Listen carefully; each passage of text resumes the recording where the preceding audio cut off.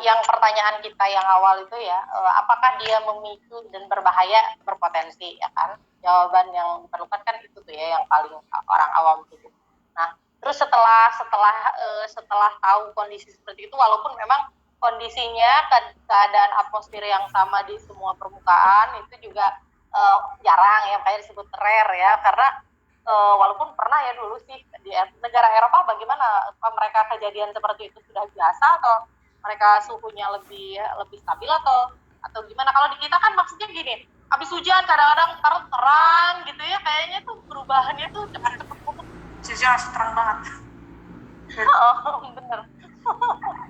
Ya, saya kira di negara-negara lintang menengah dan tinggi memang itu justru fenomena-fenomena yang muncul di sana ya, kayak morning glory yang saya katakan tadi itu harus stabil banget kan, harus stabil banget sehingga terbentuk roll-roll yang banyak sekali gitu, yang benar-benar seperti kayak gelombang aja gitu, ada naik turun dan itu awan gitu, penampakannya di awan seperti itu.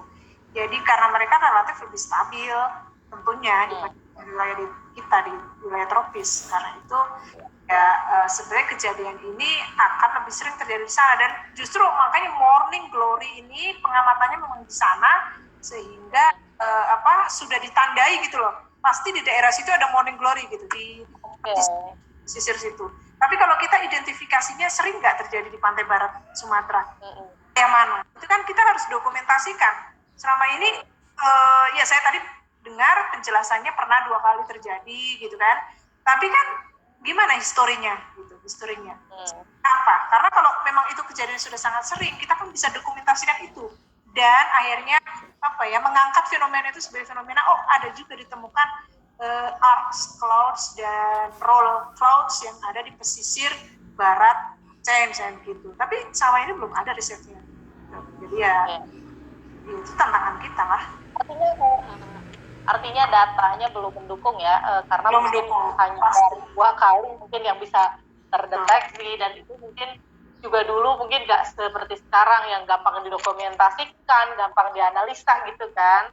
Dan aku rasa begini ya, yang paling penting itu sebenarnya berarti fenomena cuaca itu yang terjadi perubahannya dari hujan terus kemarau terus begitu itu sangat penting banget, sangat dan itu bisa terjadi terus menerus kan gitu, berubah begitu kan. Jadi ibaratnya juga itu seperti makanan kita sehari-hari ya, karena udara juga kan adalah makanan yang gratis bagi kita begitu. Jadi cuaca yang seperti apa, cuaca yang seperti itu tidak ya kita bisa mendapat ilmu lah bahwa memang benar ada mungkin saja itu adalah sebuah perubahan iklim yang tadinya kita itu dulu misalnya hanya mengenal musim kemarau dan musim hujan gitu. Dan ada pergeseran gitu, kalau kemarau banget pernah gitu ya. Tapi sekarang ini kan juga kemarau basah ya, kemarin sempat dibahas gitu. Kayaknya sepanjang tahun hujan terus gitu ya. Dan ya itu artinya kan ada sesuatu hal yang berubah di muka bumi ini, benar gak sih? Betul, itu mengindikasikan adanya perubahan yang harus kita waspadai sebenarnya kan. Benar gitu kan. Jadi bersyukurlah kita yang ada di Indonesia. Kenapa? Karena kita dapatnya yang indah-indah, yang rezeki yang berkah gitu. Karena apa? Kalau hujan kan ya tanaman jadi tumbuh gitu ya. Sedangkan kita yang banjir aja kan begitu banyak area-area pegunungan. Jadi kalaupun banjir ibaratnya hanya area-area tertentu aja kan, sedikit gitu ya. Kita harus banjir aja masih bisa tiktokan. Itu luar biasa. Sedangkan mungkin kalau di daerah lain, di negara lain, kalau banjir itu kan sesuatu hal yang mungkin jadi musibah yang sangat besar gitu ya. Jadi kita harus bersyukur ya, bener ya.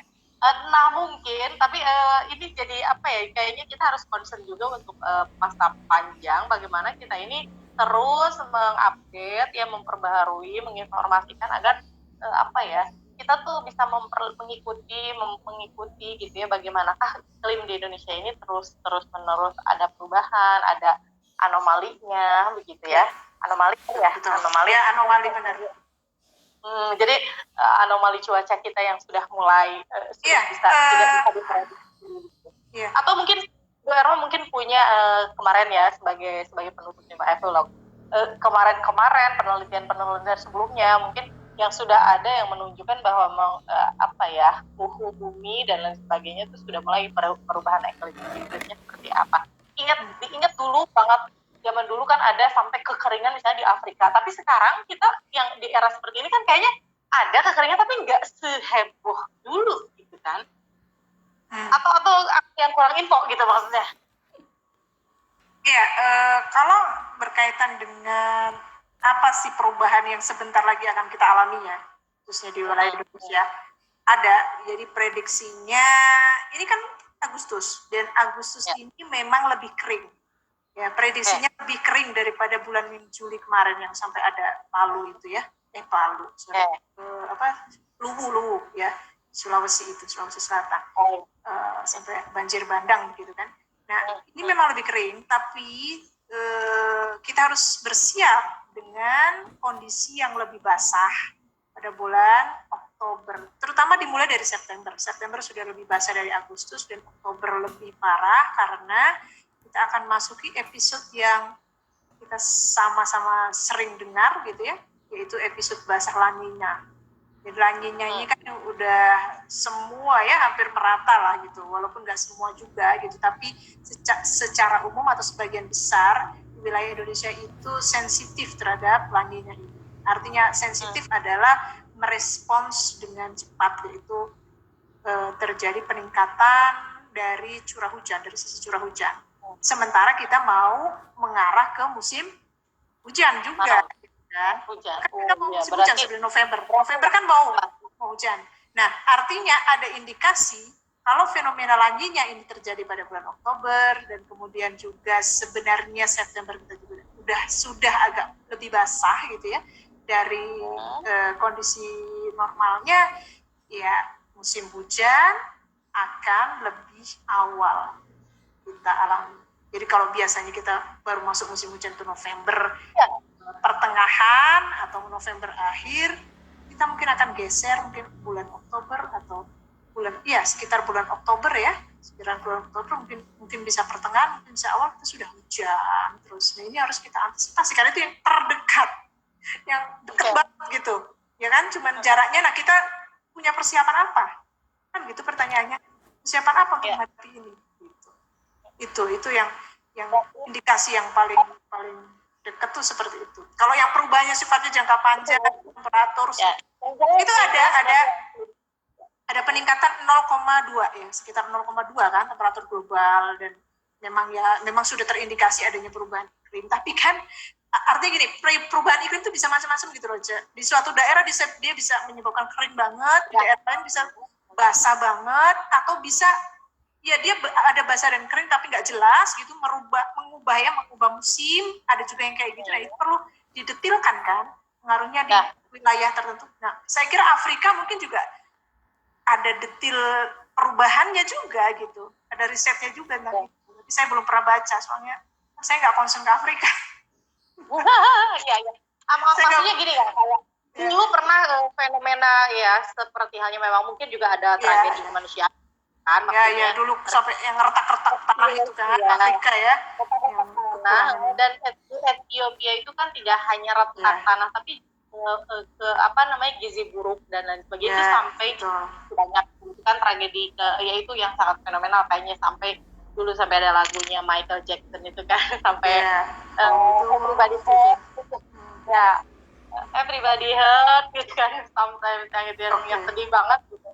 Jadi artinya kita memang kita harus menyesuaikan dengan perubahan di muka bumi ini. Artinya bumi juga berubah gitu ya. Berarti kita juga sebagai manusia harus berubah juga. Cuman mungkin perubahan kita kalau bumi ini kan juga akibat perbuatan kita gitu. Kalau memang itu berpotensinya jadi buruk pada musibah, berarti kan pasti tangan kita sendirilah yang menyebabkan itu gitu kan.